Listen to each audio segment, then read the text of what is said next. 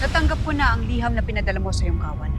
Harabria, nais kong malaman mo na wala kaming kinalaman sa pagkawala ng iyong nawawalang gintong orasan. Ngunit ito'y pinagtangkaan pa lang nakawin ni Perena. Ayaw na rin sa kanyang salita. Para sa kanyang anak, Hara. Hindi para laban ng Etheria. Isang bagay na hindi niya gagawin. Lalo't si Lyra at ang anak lamang niya ang gusto niyang balikan sa isla. Ngunit dahil nabigo si Pirena na makuha ang gintong orasan, Si Pirena. Si Pirena ang nagnakaw ng gintong orasan. Nagtagumpay siyang kunin ito. anong kasinungalingan na naman ang sinasabi mo, Hagon? Hindi ako nagsisinungaling. Si Pirena na ngayon na may hawak ng gininto ang orasan, bakit hindi mo silipin na Abrea gamit ang iyong kapangyarihan? Ipakita sa akin kung nasaan si Perena ngayon din.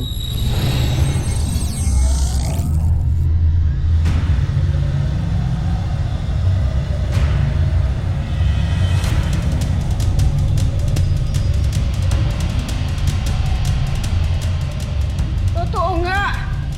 Hawak ng iyong kapatid ang aking ginintuang orasan.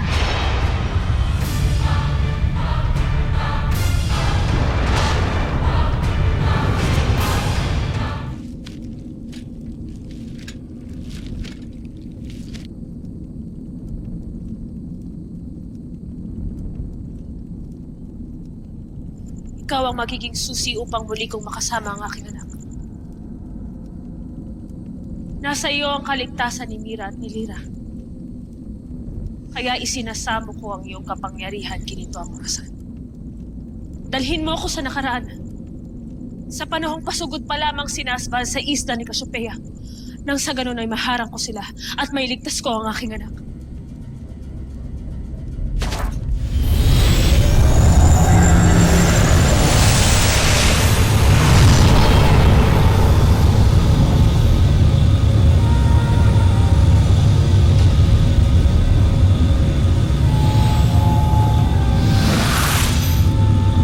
Sabi, Mira, hindi na malalim yata ang iniisip ko. Naalala ko na mga ni Rhea yung iyak at ang aking anak. Sa tingin mo ba'y magagalit si Mutakot? Pumuslit ako at mabumusita kahit sandali lamang sa ating kaharian. Mira,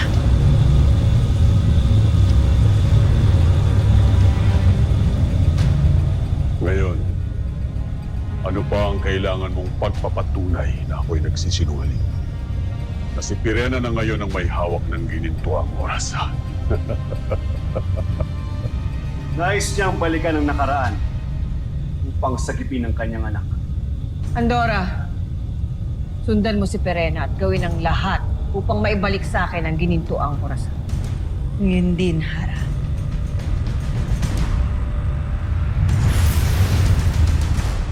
Nanaya, kailangan natin tulungan si Pirena. Ngunit mahigit na malaki tayong suliranin kaysa sa kanya. Sa ginawa ni Pirena, malinaw na hindi mo mapapagkatiwalaan ang magkakapatid nito sapagkat sila'y mga taksil. Sapagkat hindi sila magdadalawang isip na saksakin ka sa kahit anumang pagkakataon na, Abrea. Tanak Krishna!